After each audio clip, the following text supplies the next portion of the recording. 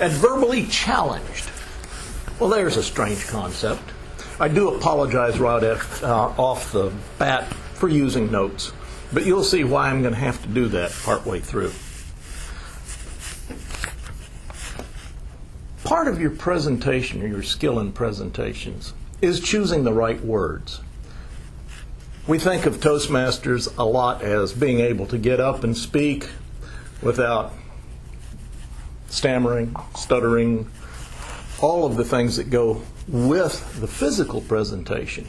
But the verbiage is very important. You want to use words that will be remembered. You want to use words that are not particularly special, but you want them to describe things very, very well. That makes it much easier for people to remember what you say, rather than just using all the words that are so overused today. Now, we all know what an adverb is. An adverb is a word that modifies a verb. Lots of them end in ly, gracefully, thoughtfully, carefully, but others use other words like he walked fast. Well, fast is an adverb. But there's a problem with an adverb.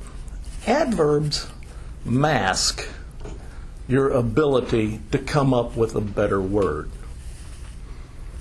Now, I first became aware of this from an author named Tony Hillerman, and he wrote his biography. He was a journalist and an author. He wrote mysteries in New Mexico amongst the Pueblo Indians, Navajo Indians, and several other tribes. In describing his training, he had a professor when he was at OU. There's a stutter before OU always, because I'm a TU graduate, so you can't count that one.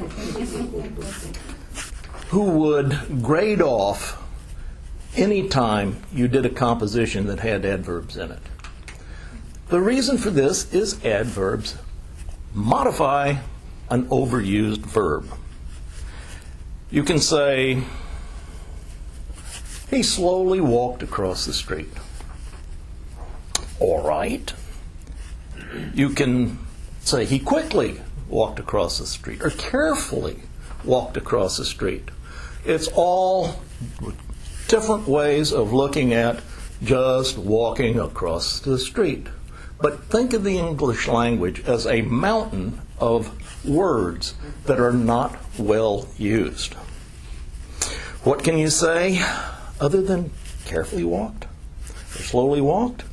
Well, he trudged across the street, or drifted across the street, or marched, or meandered, or moseyed. All of these are slightly different, and there's a few more.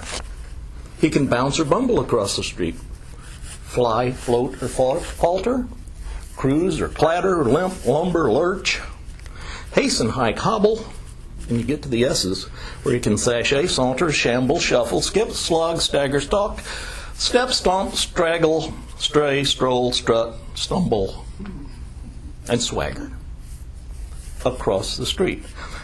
Each one of these draws a different picture in the mind of the listener. Each one of them makes Technicolor out of a sketch. Each one of them can be used, but sometimes not interchangeably with the others. Because if you skip across the street, you're definitely not slogging or stumbling across the street. It's some particular picture that you put in your listener's mind. So you should be very, very careful in picking them, and there's lots of words out there. You also should avoid unfamiliar words.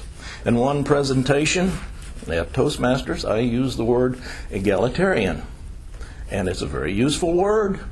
It is basically the basis of we're all created equal. That would be egalitarianism. Unfortunately, the person who was listening, and he was also filling out the form, had no idea what egalitarian was. And he brought my attention to that. So you want to stretch the audience's mind. You want to give them a tour of the forest. And you don't want them running into any trees. That's basically what you've got there. Now, on choosing words, they call this modern language. And that is, you try and use words that are familiar, but not used very often. And I had the opportunity to do this. I was on vacation down in Houston, and I'm looking at my email, and somebody said, I need an answer on this. Can you quote me this or you quote me that? And I'd flown down to Houston, and I'm on vacation. I shouldn't do that. So rather than saying, hey, I'm in Houston, I can't get back for a while, I looked on the desk, and there was a book on flight that my friend has called I Have Slipped the Surly Bonds. And that bugged me, and so I wrote, I have slipped the surly bonds of work and danced on laughter's silver wings. I'll be reincarcerated next Monday, and I'll get back to you soon. So use words with some thought. There's millions of them out there. And they make your presentation sometimes extremely memorable, as you might ask Abraham Lincoln. Thank you very much.